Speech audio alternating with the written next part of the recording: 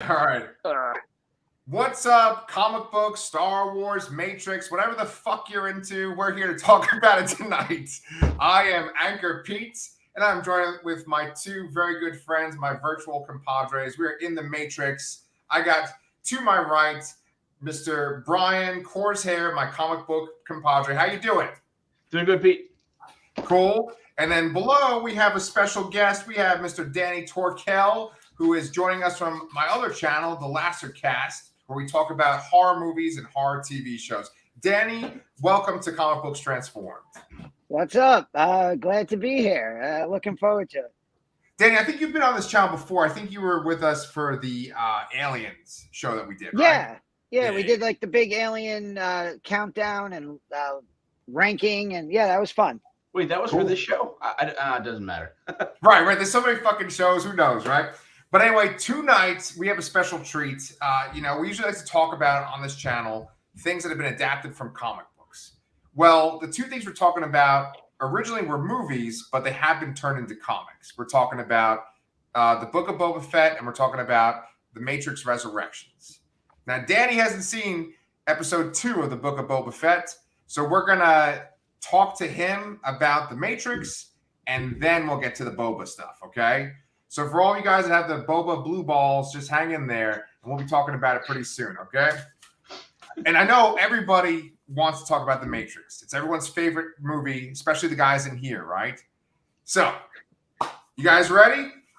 Do it. So, for the record, I do know at least 2 people who have The Matrix Resurrection in their top 10, including one friend from the Stardust days who said that it's his absolute favorite movie of the year. And I asked him, I said, I have to ask you, is this sarcasm? And he said, no, I genuinely love it. It's my favorite movie of the year. So there are people out there that love this movie. Yeah. I can see it if you are a huge Matrix fan, it does feel like a natural continuation. Now, whether or not it's a good movie overall, that's a different story, I think. And so I think just right off the bat, let's ask both of you guys, how do you feel about the Matrix franchise in general? Brian, how do you feel about the Matrix? I'm a huge Matrix fan, especially for the original 3 movies. I consider myself a staunch defender of these sequels. There are many people I know that don't like them. I'm just a fan. I played the 1 or 2 of the games that they had back in the day, but I mean it's been quite a lull since anything came out, and I had really, really high expectations for this movie because I love this franchise. And while I don't think it was a bad movie, I was a little underwhelmed. Okay, all right. A little bit of spoilers for Brian's review there, and he and I might kind of feel the same way. We'll see. Danny, what about you? I thought about this afternoon because I got home from work and I was like, should I go on HBO Max and try to rewatch this movie or try to rewatch parts of this movie to get it fresh in my mind? And I decided, because you asked about our opinion of the Matrix franchise. Right. Basically, if I can go back to 1999 and after seeing the original Matrix movie, I would then take a blue pill and live in that alternate reality where that was the only Matrix film ever made, and I would be a much happier person. If my best friend had not been with his very angry ex-girlfriend in the movie theater back when I was in college, we would have walked out of Matrix Reloaded. We talked like in the movie theater. We looked at each other and we're like, we're fucking done with this, right? We can go. And he was like, no, she likes it. And like we had to stay. And I don't know if I ever saw Revolutions straight through. I hated Reloaded so much that I never didn't go to the movies to see it. I think I inevitably saw Revolutions on a plane ride. Or it might have been like a Greyhound bus where there was it was like the movie that they were playing. Yeah. But yeah, so I was, believe it or not, despite that, I adore the first movie. I took Charlotte to see it about a month ago now when it was back in the movie theater. It still to this day holds up, blows my mind. It's one of the greatest sci-fi action movies ever made. Yeah. And I think I genuinely had high expectations for this movie because I didn't like the sequel so much. I was thinking this was going to be kind of like a commentary on 21st century technology. The fact Right. that there's that one scene in the trailer where he looks up in the elevator and everybody's on their phone. And I was like, I think I know where this is going. I think I like where this is going. Right. And it didn't go in that direction. I didn't hate it, Okay. but I also didn't really feel anything about it. It just took way too long to get to whatever conclusion it was getting to. Okay. Okay. I think just based on what you two guys have said, and I can reveal how I felt too, it kind of sounds like in general, everyone was kind of underwhelmed, right?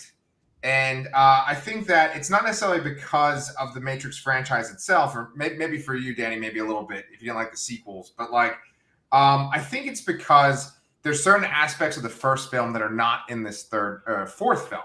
Like the first, all three of the movies have really incredible action sequences of the original trilogy, right? Like the first movie is chock full of amazing action set pieces. The second one, you can argue that they were, for the time, they were revolutionary for movies as well.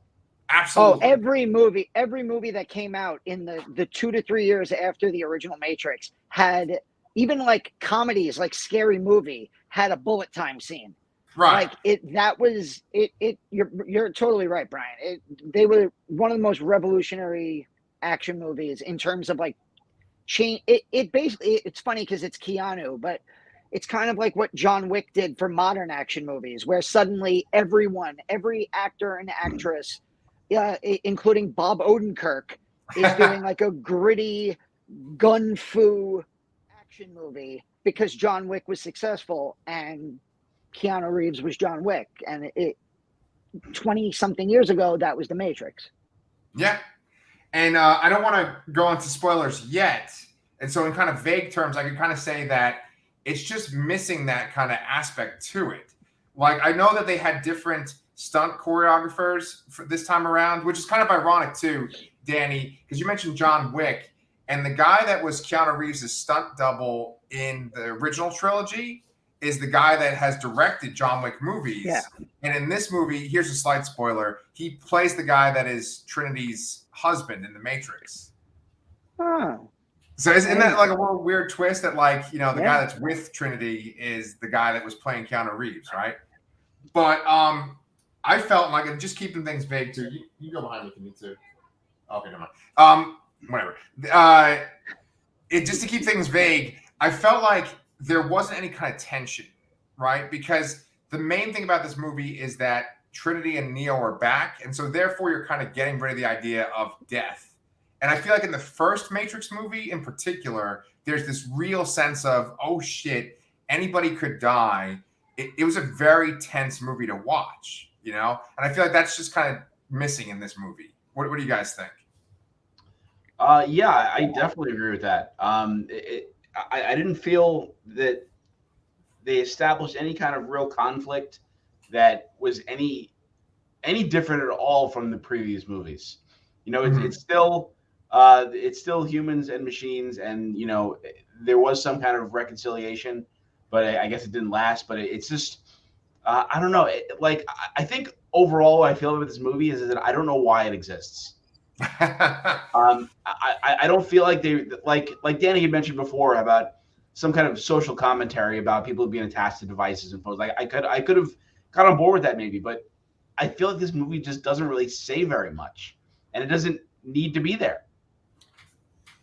Yeah, I agree. Again, 100%. It felt like the first couple acts of the movie were just, the first act of the movie was taking literal story beats, including literally showing you parts of the first movie on like a screen behind you. Then they wake Neo up, and then it's like, okay, now we need to get to Matrix Reloaded, and we need to show you characters from that movie. And then all of a sudden, the little girl from like the Oracle girl is back, and it's Nick Jonas's wife, and right? Right? That was Priyanka Priyanka Chopra. Chopra. Yeah. That's right. Yeah. And it's like, oh, now we're in Revolutions, and it just kind of felt like, okay, when are we going to get to Matrix Resurrection? And it felt like they were like, oh, we're gonna make like a meta commentary about how we're still, like, oh, like they have like that boardroom scene where they make the joke about, hey, Warner Brothers demands this, and Yeah. it by the end of the movie, it literally just felt like, oh, that wasn't commentary, that's actually just what happened. Like, Warner Brothers was like, we need another Matrix movie, go out and make one, and they were like. And just to take it back to the action sequences, it felt like Keanu Reeves couldn't be bothered to do any like action in this movie. So he was just like, you know what? Instead of doing kung fu, I'm just going to force push everything over and over again and never do like an actual kung fu move. And it, like, the fights in this movie, with a few exceptions, were so bland, especially in the third act. It was like watching like bad Star Wars movies were better than this. Like I would rather watch like the worst of the Star Wars movies than this again. Yeah. Well, as far as like the reason for it to be made, the backstory is that Lana Wachowski, both Wachowskis, they lost their mom, their dad, and Lana Wachowski lost her friend within the last year, like before 2019. And so she was in a pretty dark place. And Warner Brothers has repeatedly told the Wachowskis that they want to remake The Matrix, or they want to have a sequel to The Matrix.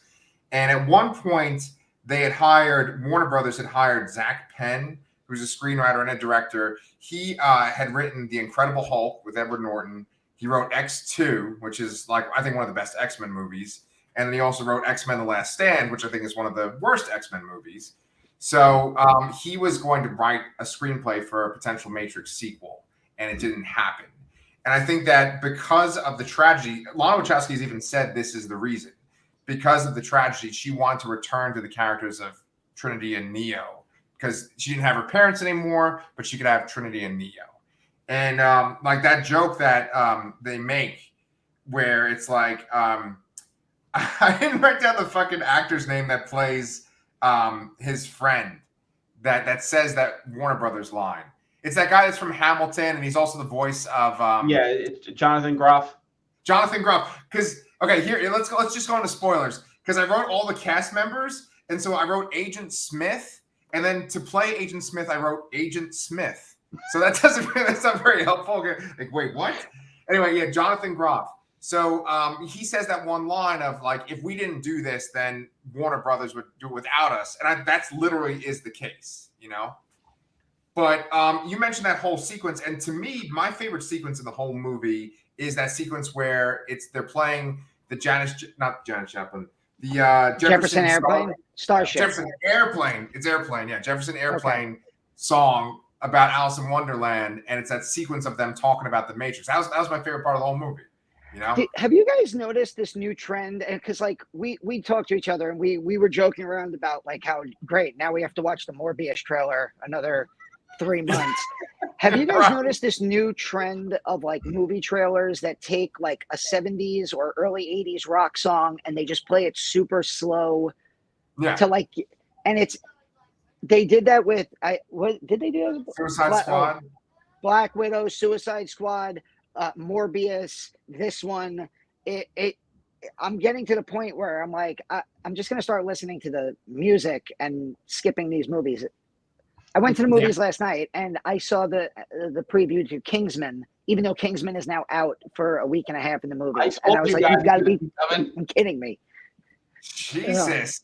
I feel like that movie has been like burnt into movie theaters like The Ring or something, like it's cursed movie theaters. And even though now the movie's in the theaters, you're still having to watch the trailer. That's fucking crazy. What movie did you see last night? Not exactly the type of movie that we would talk about on this channel, but West Side Story.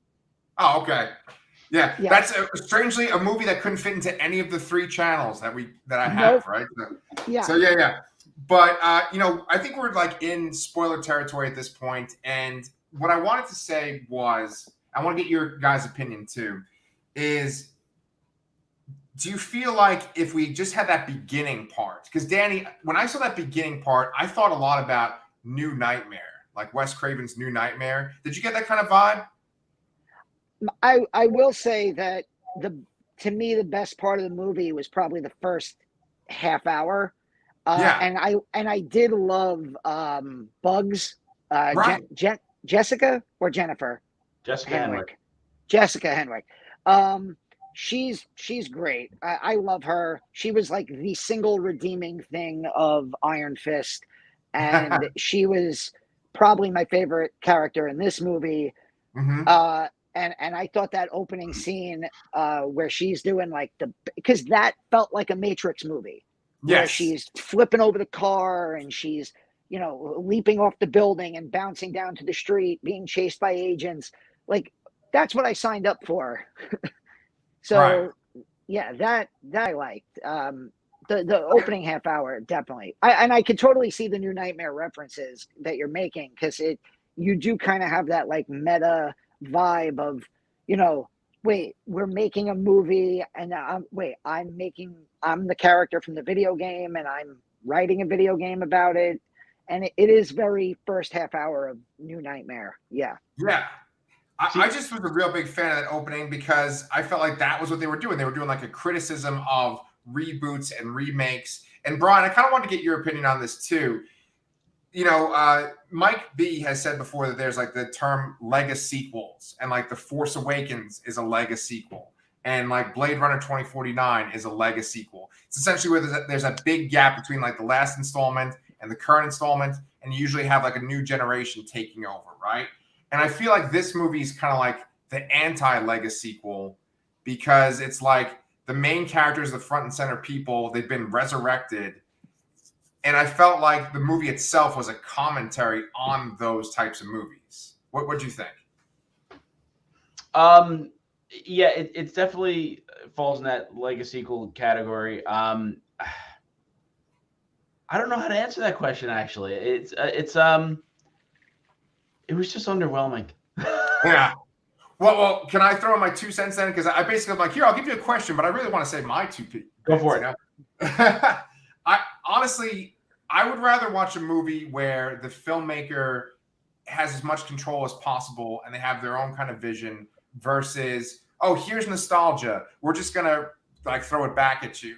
And like Danny, you were saying that like it's a lot of just, okay, now this part is Matrix Reloaded, this part is Matrix Revolutions, but I feel like it's that, but not as bad as other movies that are like this. Like I feel like The Force Awakens is like, we're doing everything from A New Hope, over again. And Brian, I think you said that it feels like, nothing's different, or it's the same story over again with the machines. But I feel like with that, it is slightly different because they've jumped ahead in the future. There still is like a Zion, there still is a Matrix, right? But they have the idea of like humans and machines working together now, right? So like, yeah, but there wasn't that much of that. Like it still seemed that the majority of the machines were still on their own, and they still had, were depending on human batteries for power, right? And yes, they definitely showed some machine characters in the human city, which I think was Io. But not enough. Like it just seems we know that 60 years passed, but it just seems like not really much changed after what was supposed to have been the end of the war from the end of the Matrix Revolutions. Yeah. Well, when the third Matrix movie ends, when Matrix Revolutions ends, there's like an aesthetic change to the Matrix itself, right? There's sunlight all of a sudden, whereas the Matrix is usually kind of cloudy, rainy, green, and all of a sudden there's these new colors introduced, right? And I feel like in Matrix Resurrections, it has that kind of look. So it's like the Matrix has changed. Neil Patrick Harris's character says this is a new version of the Matrix. And it's like the way that Matrix Revolutions ended, it was the idea that like humans could leave the Matrix if they wanted to, but the Matrix was still going to exist and people were still going to be in pods. So like that all kind of continued, I felt like, with this. but the only thing that was like the big change was Neo and Trinity were brought back to life, and they essentially were like almost like the sources for this new Matrix. You know? Yeah, and I had a real hard time suspending my disbelief for that. That the fact that the two of them, 10 feet apart, somehow generated more power in the real world than anybody else. Like that was a little hard to swallow for me. And it just feels like they stumbled upon them. Like the characters that are in the real world, they just happened to stumble upon Neo, and Neo's just like, oh, whoa, well, I want to go get Trinity too. I mean, like, there's no need to get Trinity, but it's like, oh, I just want to go do this. And that's what this movie is based on. And it just like I said before, it just doesn't feel like this movie needed to be made. There's nothing pressing about this movie. Yeah. And to that point, like this is at its core a sci-fi action franchise. I legitimately fell asleep in the movies. I dozed off for about 5 to 6 minutes, and I woke up and completely had no idea why anything was happening for the last hour of the movie. And when I got home, I had to go on HBO Max and watch. I literally fell asleep right after Neil Patrick Harris went, "Bullet time." And I went, and then I was like, oh, so he's the bad guy. That's where they reveal that he's the bad. Okay, now I know where, because I had no idea. And just there's scenes that happen that like Brian said, it doesn't feel like there's ever any stakes, because they spent 3 movies where at the end of the first movie, Neo gets effectively killed and then immediately comes back. And then everybody who dies comes back. So who cares? And if they're walking off the edge of a building and then all of a sudden Trinity's flying and then they end up flying off together while playing a new version of the same song that ended the first movie. And I'm like, so there was no point in this. It was just, we're going to completely remake the movies, even to the point where we end them the exact same way, except it wasn't as good because Rage Against the Machine wasn't playing Wake Up this time. Right. Well, did you guys stay? Did you guys stay for the extra scene? Unfortunately, I did. I left the theater. What happens in the extra scene? What is it? It was some B-roll footage of the meeting of the marketing meeting about what the Matrix is, and it's basically a cat joke. Yeah, the cat tricks. That's the cat tricks. Yeah, they said that they want to make a joke and just make the Matrix but with cats, and we'll call it the cat tricks. And it's like you sit in I saw it in the movies, and it's like you sit in the movie theater for 8 additional minutes of credits for a dad joke, a bad dad joke. Real bad, not a good bad dad joke. I laughed because a laugh of ha, oh, I feel so stupid, that kind of laugh, not because I love a good dad joke. I have a dad joke calendar over there. This was the kind that just made me I want those 8 minutes back. Yes. Dude, I'm sorry. I'm kind of glad I dodged that bullet though. Bullet time. But I was gonna say, can any of you guys name other characters in the first Matrix? Not this movie. Oh yeah. Okay, go ahead. Dozer, Tank, Switch, Apone is from Aliens. Switch, Dozer, Tank, Mouse, Roach, Mouse, Cypher, Cypher, right. And see, the thing is that that's kind of a point I'm trying to make, is that this movie, regardless if you think it's a retread or didn't need to be made, what it is lacking is that care for anybody besides Neo and Trinity, and the suspense of, well, what if they could die? Because I really did. I mean, you mentioned all their names for a movie that came out in 1999. You've probably seen it multiple times, but it's just all the characters are memorable, and Smith is super memorable. I think Neil Patrick Harris does a really good job, but like Smith in this movie, I don't even know what the fuck's going on with him in this movie. The inclusion, yeah. the inclusion of the characters of Smith and the fake Morpheus just bugged me because it was just like oh hey let's throw some more nostalgia on top because we can't figure out a way to get the original actors back in there where we couldn't get the actual actors here or whatever. Right. It just like I almost feel like that we would have been better off not having either of them in the movie. Yeah. I feel like this is where I feel like I don't want to shit on anybody else's opinion. If you really love this movie, more power to you. I'm glad you love this movie. But I feel like people who like Brian, who love this franchise, who love the first 3 movies, I feel like they might be like latching on to things to love about this movie that might not really be there. And they might be creating these kind of like, oh, that was a meta reference and the reason it was, and that's fine. Like we do that with movies that we love all the time. But like Ghostbusters Afterlife. Yes, 100%. But like I think like to what Brian was just saying about like, why would you even include the characters of Morpheus and Agent Smith if you don't have Lawrence Fishburne and oh God, what's his name? Hugo Weaving. Hugo Weaving. I was thinking of his niece, Samara Weaving. That's his Hugo niece? Weaving. Yep.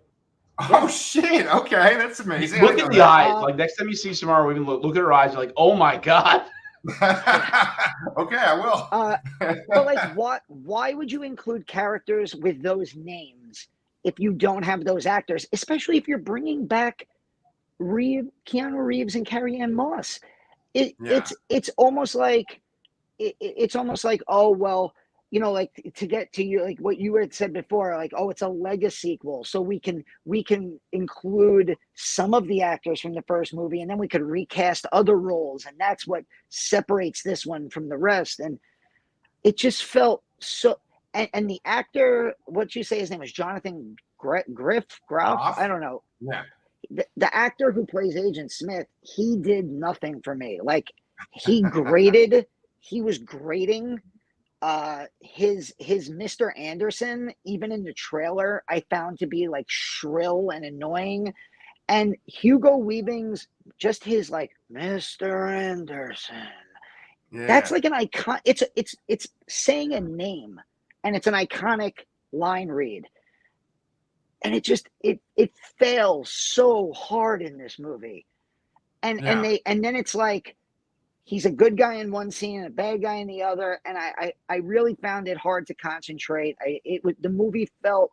I jokingly said to somebody, this movie replaced It Chapter 2 as the longest movie I've ever seen. Oh no! In that it felt like the longest movie I'd ever seen. Like I couldn't believe how long it felt. And I saw West Side Story last night. That movie was 2 hours and 35 minutes, and that movie flew by. Like maybe because I know the musical and I know the songs and everything, so I was like singing along to Officer Krupke in the theater. But this movie felt every bit of the 2 hours and 30-minute runtime, and and the first movie isn't even that long. Yeah, I think the first movie is like 2 hours and 10 minutes, maybe. Yeah, it's about 2. Probably.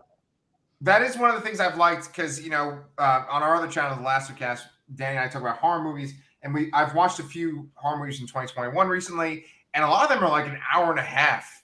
And it's just like really, right? It's like hour and a half movies these days. It's like it's like you sit down and it's just over. It's great. Yeah, that's the good old days, man. Yeah. But look, I totally understand what you're saying. When they go to IO, I was like, oh boy, this is going to be a whole extra part. And that was actually one of my biggest complaints about the movie. They go to IO, they see Niobe, and Jada Pinkett's like all old faced. And I think you kind of have an issue with that, Danny, right? When people have like old people makeup on. It didn't bother me in this movie because I thought Jada Pinkett wore it well. It bothered me. I thought it looked terrible. Oh, right. But you see, I think maybe that's because Brian liked Reloaded and likes that character more than I just remembered she was in the movie. Like I actually sat there going, was Jada Pinkett in Reloaded? I guess so. Like because that looks like her. All right, we'll go with that. right. Well, when they go there, I felt like that really bothered me a lot because she has this whole speech. She shows what Io is like, and then she's like, "Well, I'm gonna have to lock you up." And they lock Keanu Reeves up, and the very next scene is he's getting out of the little jail they put him in, and he's escaping. So it's just kind of like, what was the point of that? She doesn't try to stop him or anything. So it's like, why did we have to do that whole sequence where he got locked up? You could kind of have them kind of spar verbally or something with her saying, "I don't want you to do this," and he says, "Well, I have to do it." But they do this whole thing where he gets locked up, and I was like, come on, you can edit this out, you can do something else. And then there's another part when they go to talk to Trinity in the Matrix, and then they run into the Merovingian and Agent Smith, and then they come back to Io, right? And I was just like, oh man, we're going back there again. And then like a fucking like weird robot dolphin thing shows up. Do you remember the weird robot dolphin? Yeah. Like that's sort of like the container for that little, whatever her name is, Sati. I was like, oh boy, this is people aren't gonna be into this. But it was cool, like to have that little callback to the Matrix Revolutions with her. At least I thought. Also, I mean, in addition to like having, my comment before about fake Morpheus and fake Smith, although they had the real Merovingian, like why the hell did they put that in there? Like why? Yeah, but that's like that Lego sequel thing where it's like, oh look, it's him, and believe me, that bothered me in this. It bothers me in every one of these freaking things. Like I said, Ghostbusters Afterlife, Blade Runner 2049 seemed to have done it well for some reason, but The Force Awakens is real bad with it. And there's others too. But yeah, I don't know. But this is the issue that I have with this though. Like all those movies you mentioned evoked some kind of an emotional response for me. And this movie did not do that. And I would argue that, like we all said, like at least the very first movie, we all love and think is one of the greatest things of all time, Right. I felt nothing during this movie at all. That is literally almost to the word what I posted on Facebook when I got home from seeing this. I didn't hate it. I didn't love it, but perhaps worse, I feel absolutely nothing about this movie. I spent 2.5 hours watching it, probably an extra 30 minutes watching the Morbius and Kingsman trailer right before it. And I got home from 3 hours at the movie theater and I felt nothing. And I would rather hate a movie. I would rather viscerally hate a movie because at least, like, I'll give you a perfect example. James and I, Brian, very good friends with James. James and I went to see Mother. And Mother, whatever your opinions on Mother, a guy behind us in the movie theater threw his large $9 soda from the back of the movie theater and it hit the screen and exploded. And I just kept thinking to myself, I don't even know what I think about this movie, but it's certainly going to get people talking, and it certainly is evoking emotion in the crowd. This movie did the exact opposite, where, like, the idea, like I said before, the idea of me, like, researching this movie by, like, going back to HBO Max and trying to watch parts of it, I was like, no, I don't think I'm going to do that. I think I'm going to watch my Wednesday night wrestling show with Charlotte and just jump on and talk to the guys because I wrote down a few notes and I actually listened to a little bit of that review you sent and I was like, all right, I gave that about 10 to 15 minutes. I was like, okay, I think I'm good. Yeah.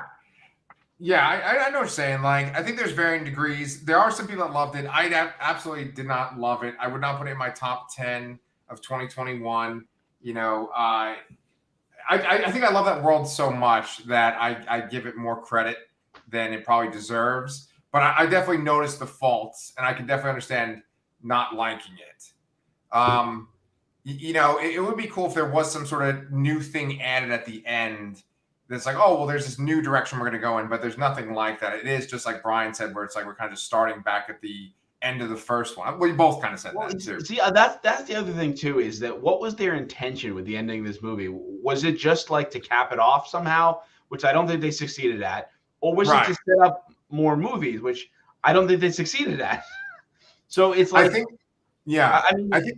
you can argue that the first movie, I mean, I'm sure Danny would argue this, that the first movie is a start and end point, and that it's a satisfying end point. Like, you don't necessarily need another movie after that. And I appreciated the movies after that. I mean, I think I would rank them in my orders, like, you know, like 1, 2, 3, 4, like one best four, easily. But I go back to the point: why was this movie made? Yes. Yeah. And there's one point that I haven't heard in the reviews at all that I wanted to make too, which is that the first Matrix movie, and not the 2 sequels after it, the first Matrix movie has such a strong soundtrack.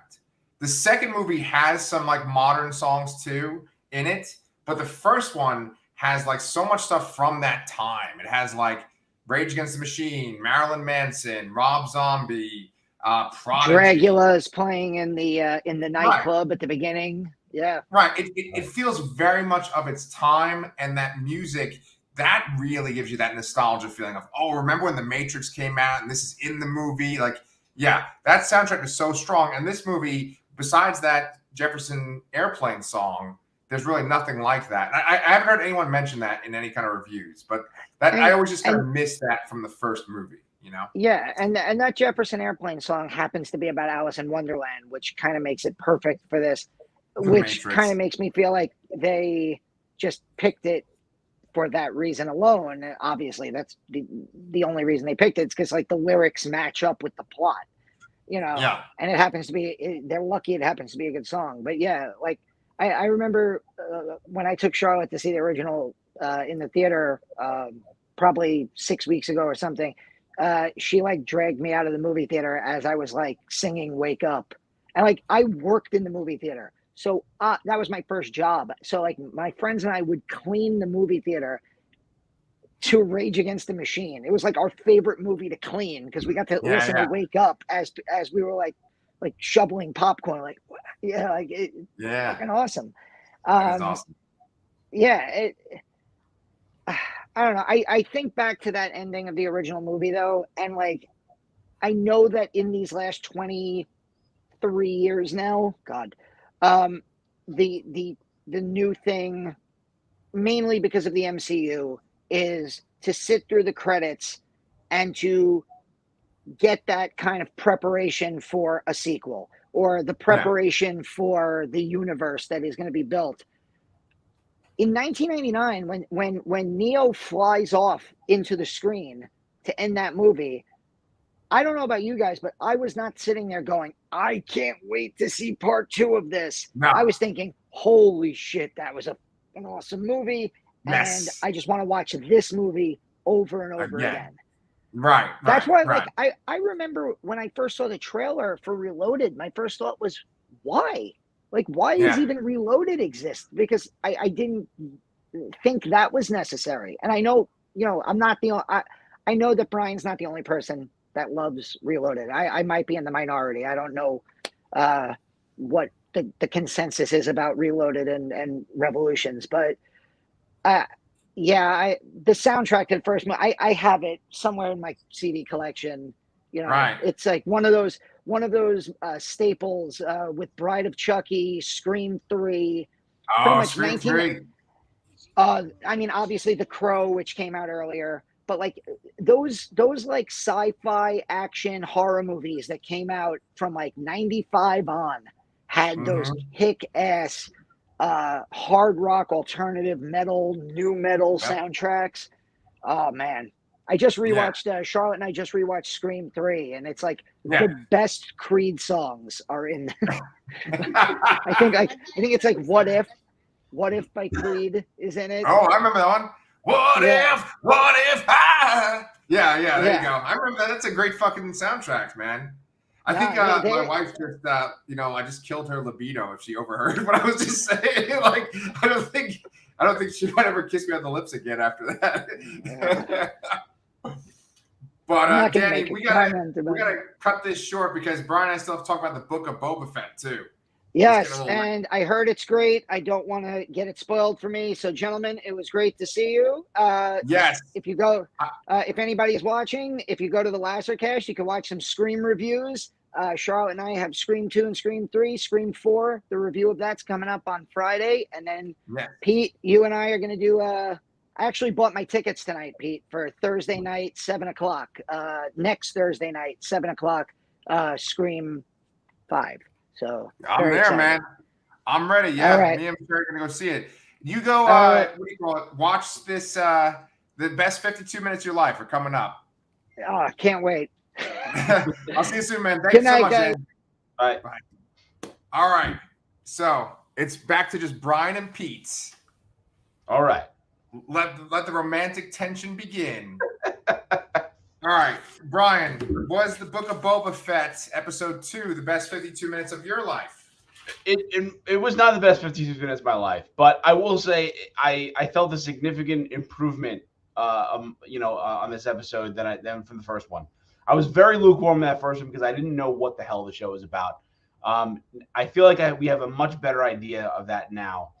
Yeah. Although I think maybe the show is relying a little bit too much on flashbacks. Yeah. And I hope that we've kind of seen the vast majority of the flashbacks now, because it seems like we got to a point where he's about to show up in The Mandalorian. I agree, and I think we can just go right into spoilers, because it's such a short show. But I do think that they might have a whole thing where he finds Fennec Shan and restores her to health. I think they might do an episode with those flashbacks too, right? Okay. And then don't you think that there'll be something that makes him leave the Tusken Raiders too? Like they'll get attacked or something? Yeah. I mean, ultimately, we need to know. I guess we still ultimately need to know why he decided to go to Jabba's palace and claim that territory, because it's not super clear still. So maybe we are in for more flashbacks. But I mean, at this rate, there's way more flashback than there is present time, which is odd for a show that's 2 episodes deep, I agree. I agree completely. Let's talk about the stuff that's in the present then, since you're saying there's not that much of it. So the joke that I've made a couple of times is I said, is it the best 52 minutes of your life? Because Danny's friend had said that it was the best 52 minutes of his life watching that show. And I kept speculating, well, why? Is it another thing like Luke, where Luke shows up at the end of the 2nd season of Mandalorian? What was it? And I think for the most part, it was just because it was this sort of unadulterated Star Wars action that happened towards the end of the episode, right? But the thing that I thought was the most satisfying as a Star Wars fan was the Wookiee that showed up. Do you know who that is? Yes, Black God. It's hard to Chrysanthemum? Black Chrysanthemum, right. Yeah. So the reason why we might struggle to say his name is because he's just in the comic, right? And so no one says his name, and we've heard it before. But he's in. Also, it's important to point out that this is a recent comic character. This is only from a couple of years ago. So this is not going back, to the original movies. This is Marvel's current Star Wars canon series. Yeah, that made me so excited to see him. Have you read any of that, Dr. Aphra comic or the Darth Vader comic? I very little, but I've heard so many positive things about Dr. Aphra that I actually the other day I mentioned that there's that sale on Marvel Unlimited for $30 off for a year. I was tempted to do it. It was the thought of I'm like, oh, maybe I should catch up on the Star Wars comics from Marvel because I'm probably not going to buy them otherwise. Yeah. And because that stuff's been going on since 2014, 15 or so. So that's a good 6 years there. I mean, and I think that would keep me busy for a while. Yeah. Well, so did you get the subscription? I didn't do it yet, but I might. Because there's a really sweet exclusive Marvel Legends Kitty Pryde that comes with it that I really want. I know. It looks real hot, man. You showed me the picture. Yeah. Look, I don't want to encourage a habit of spending extra money, but if it was just for the Star Wars comics, I think it's kind of worth it. I mean, besides the Star Wars comics, you would get like the X-Men comics and Spider-Man, all that kind of stuff too. Yeah. But the Star Wars comics are really good. There's some that kind of feel like filler, but then like the Darth Vader ones are so good. And that's where Dr. Aphra was introduced. And then Black Chrysanthemum was in that book too. And then he was in the Dr. Aphra book. And he's pretty prominent. He's in a lot of comics. And I think he's even fought Chewbacca at one point in the comics too. But do you think that's the actor that played Chewbacca in like Rise of Skywalker? Ooh, that's a great question. Maybe. I mean, you know, he looked pretty tall. I mean, there's also camera tricks they can do and stuff. But no, that's a good thing I should look up. He looked fantastic. He looked it's the design of that character really stood out. It's something you're familiar with, but it's different enough than you've ever seen before. So it's like it stood out, you know. You've seen plenty of Wookiees, but 99% of the time they're brown. So you see a black Wookiee, he's got a giant freaking gun and armor and all this stuff, and you're kind of like, whoa, what's going on here? Almost kind of like the same feeling you got the first time you saw Boba Fett in Empire Strikes Back. So that was really for the duration of the episode. I was wondering if that was the thing that was part of the greatest 52 minutes. But as soon as I realized that it's a more recent comic character, I'm like, there's no way that has to be it. But to me, that was one of like the high points, I think, of the episode. And seeing the Hutts as well. Just that kind of callback is interesting. Yeah, and that Hutt scene was cool because it sort of, you know, kind of reminds you of like just like modern kind of gangster stories or something like The Godfather or Goodfellas. You know, the Hutts always kind of have that kind of gangster because they are literally gangsters. Although I kind of always wondered, and there was a line in there too that really made me think about this, is how. Like I almost wish, and I think they have done this in a comic or a book, but I almost wish there was a Hutt that was more like Kingpin from Marvel. You know, somebody that can actually like, you know, throw hands and like, you know, do something, and rather than just be carried by a litter and or whatever, or not be able to move, you know. I always wondered like how if that's the common shape and body type of their and demeanor of their species, how are they in power, you know? That's a really good question. I bet you there's an answer in the Legends, like the part that's not canon. And then the line, I forgot to mention the line, is that Fennec says to Boba Fett, you know, you have to ask permission to kill them or something like that. And that had me really curious. I'm like, permission from who? Right. That's a really good point. They also, in that dialogue, because the Hutts are like saying stuff, and Boba Fett says stuff to them, they mention Nal Hutta, which is like, I guess, like the Hutt homeworld. Yeah, that's the planet they come from. But I think like in the Legends Star Wars, I think it was called Nar Shaddaa.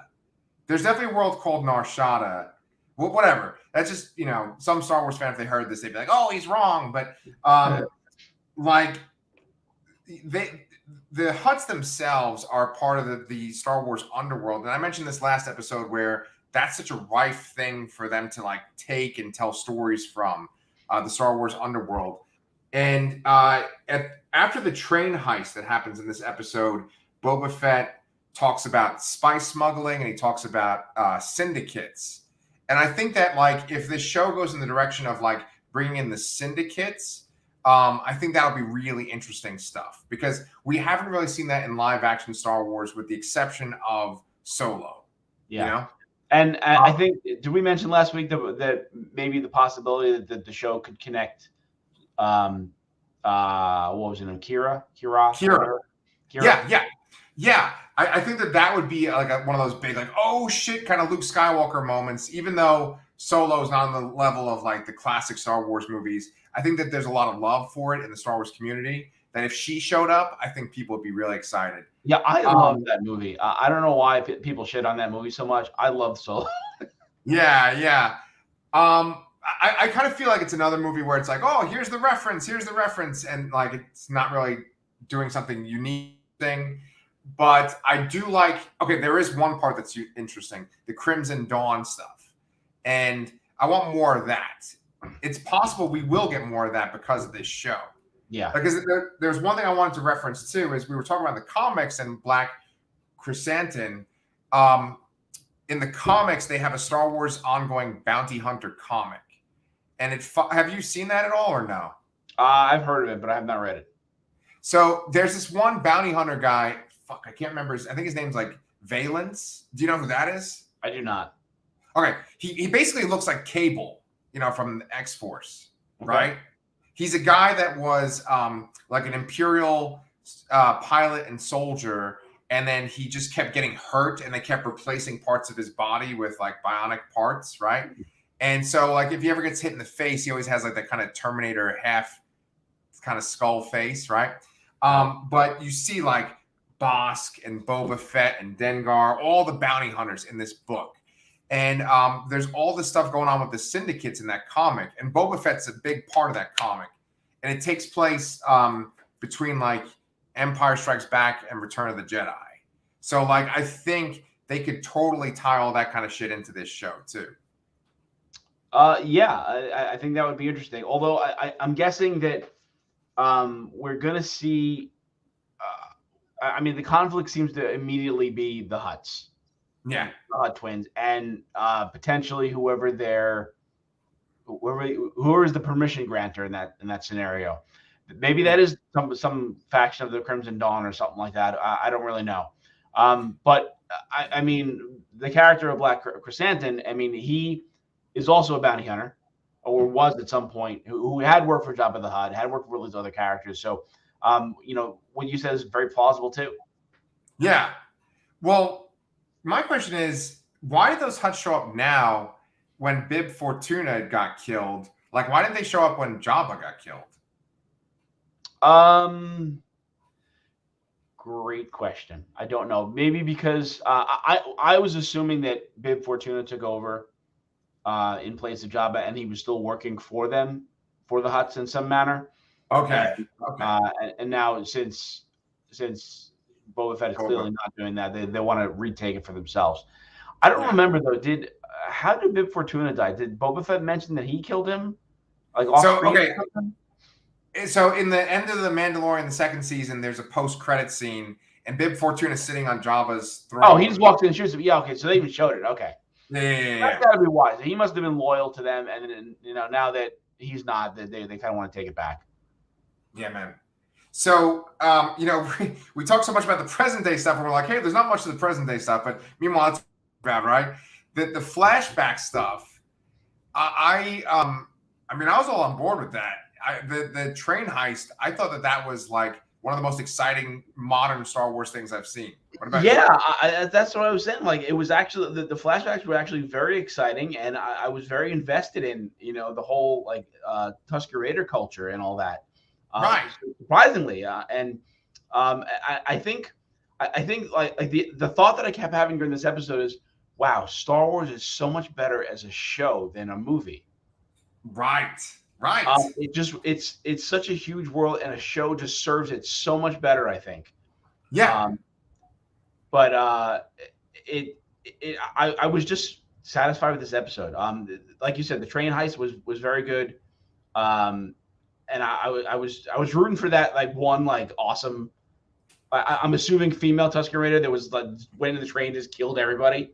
Yes. Yeah, we don't know any of their names or anything like that. There's obviously there's the leader of the tribe, and then there's this one that has kind of like a darker mask and has that dark kind of hair. That one, the badass one that just kind of comes on that swoop bike and just takes people out. Oh, that's probably the best part of the episode. Yeah. But I was going to ask you, because you said that Star Wars works so well as a show. In the movies, do they ever really go into specific alien cultures in detail in the movies? No, right? Like I think the most, or very, very sparingly. Right. I think the most they go in depth in a culture is maybe the Ewoks, right? Because they get captured by them and they're with them. But like otherwise, maybe there's like a line or two reference. But it's in these shows. It's like in these animated shows and then these live action shows where you really see the alien cultures and they like blow them up. Obviously, in the books and the comics, they do that too, but they don't do it in the movies. Yeah, no. And so Even the scene that like a little bar fight where Boba Fett takes on that like biker gang. Were they Transdoshans? I couldn't. No. No. Okay. No, they're this other race that's in Jabba's palace, but they're not Transdoshans. I don't know what they're called. I don't know what they're called either. Then, so but like just seeing something like that is just it's good world building, I think. And they didn't even have dialogue, you know. But right, those dicks, man, they came in and started taking that guy's chips. He was like on a date. Yeah, you know, what a shitty date. I know. They're in the middle of this desert wasteland. He got some chips and a drink, and yeah, and it's like this one room little bar in the middle of nowhere. Yeah. The guy's thinking he's getting laid, but then like the Sons of Anarchy come in and just start fucking him up. And then this like bald albino guy comes in and just fucks them up. It's yeah, crazy. no, seriously. But I was thinking it too. I'm like, this is gonna be so weird when he walks in there and he's in like his like tattered long johns. Right, exactly. Yeah, his onesie. Yeah, he's just ready to sweep the floor with them. But it's funny because last week you and I were saying that Boba Fett looks kind of awkward when he's fighting and stuff. But this episode, it's like the complete opposite, right? Well, yeah, he did a really good job here, and I think that there's a point to be taken here that how he's more proficient in the flashbacks than he is in the present. And I'm starting to form some ideas here based on the again with the back to tank. Yeah. But before I get to that, just one more note about the backstory and the alien culture. Like I was totally invested in that whole like gaffy stick ceremony thing. Yup. Like, that was awesome. Yes. It was weird because it's like, oh, have this little lizard go up in your brain and have him walk you through the desert to some weird. Yes. Someone cool. Yeah. Someone compared that lizard part to Star Trek 2, like the Wrath of Khan when they put the the little thing in his ear, yeah. No, it was funny though too because like the line, he's like, "Oh, did I just inhale that?" right. He's like, "Oh, I think I ate that," and he's like, "Yeah, it's slippery bugger." Said something like that. But one thing I hate about fucking Star Wars fans, this is just a little side tangent. Like in that sequence, they show young Boba Fett on Geonosis, and there's that kind of almost iconic shot where he's got Jango's helmet and he's like crouched over. Yeah. And some asshole on Twitter, of course, took that shot and took the shot from Attack of the Clones, and there's this dead kind of rhinoceros kind of creature that Anakin is riding or rode on in Attack of the Clones, and it's not in that shot from the Boba Fett show. And he's like, Disney Star Wars is trash. And I'm like, are you fucking kidding me? I hate nitpicky, stupid shit like that.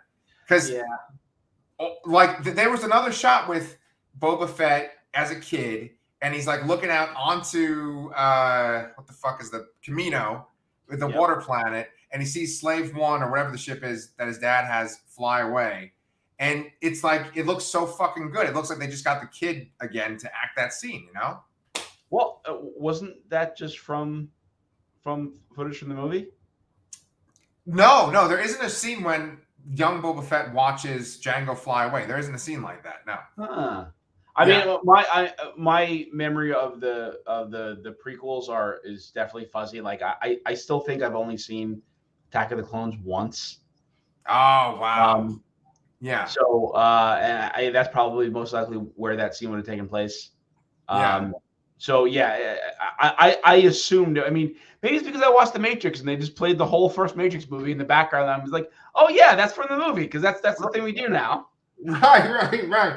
But that's the thing, right? Is I was gonna say, I feel like I knew all those Matrix details and I know all this Star Wars shit because in the time that the prequels came out and the Matrix sequels came out, they were all around the same time. And I just used to watch this stuff over and over and over again. And I didn't necessarily like Revolutions that much, but I would still watch it over and over and over again. And I definitely did not like Attack of the Clones, but I just always watched that over and over again too. I saw Attack of the Clones like literally months after it, in the theater, but months after it premiered. Like I was like, I got nothing to do. I guess I'll go see Star Wars. Right. Did you go with our one friend who's a big Star Wars fan? No, actually, Kristen and I went, and Okay. I don't know why I remember this was we went to Jersey Gardens, and Oh, yeah, it was just like it was still in the theater like for a really long time afterwards, and maybe there was two other people in the theater with us, but I don't know, like we just were completely out of it, I guess at that point because, but the thing is though, I watched The Phantom Menace a bunch of times. I saw it in the theater a couple times. I yeah, remember like I bought like I had like the PC game or whatever, and I was playing that a lot. yeah, And at the time I liked it, I think, or I liked certain parts of it. sure. I mean, I played the goddamn pod racing games. Um, and Yeah, then at some point, like in between that movie and this next movie, I just completely fell off of Star yeah. Wars. Yeah, well, I mean, Star Wars definitely has its ups and downs, and this show, I was kind of worried about it after the first episode, but once they got to that train sequence, and of course, when they showed Black Chris, whatever the fuck his name is, the Black Wookiee, like I was like, oh yeah, give me some more of that, and I ultimately don't know where it's gonna go in the present time, but I'm into it right now. Like, I think you're right. I think that Star Wars is where it's at, where it's working is on TV. And I think Disney knows that too. Yeah. So the only thing they need to get is they need to get that cross pollination between the shows to really make it like pop. Yeah. And maybe we will see that once we have some more of these shows going because there's a whole bunch in the pipe. Yeah. Yeah. I was just like kind of one last thing. I was trying to think of like what Boba Fett's age would be in this show because I think the show takes place 5 years after Return of the Jedi. And then I think Return of the Jedi is like 3 years after A New Hope. And then A New Hope is like 22 years after Attack of the Clones, right? Okay. Yeah. So 22 plus 3. He is not aged well. 30. So it'd be like 30 years since he was a little kid. So yeah, he's not aged well. I would say I look a little better than Boba Fett does. Right. I think probably being the Sarlacc pit probably does that. But yeah, that's the thing with Star Wars and in particular Tatooine, right? Because Obi-Wan is actually not supposed to be that old either, but Alec Guinness plays him, right? Yeah, I'm kind of very curious as the time frame of the Obi-Wan show, and if they're going to bridge, or how much they're going to bridge the end of Revenge of the Sith to the beginning of A New Hope. Yeah, I mean, what's weird about that is Hayden Christensen's supposed to be in it, so it's like, how's that going to happen? Yeah. Right? Also, yeah. Right?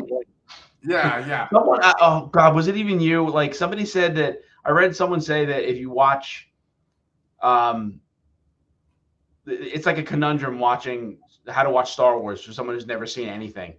Because if you watch it in chronological order, you're like, it spoils a lot. But if you watch the original trilogy first, now you're like, when you get to the end of Return of the Jedi, it's like, who the fuck is Hayden Christensen here? Like, right.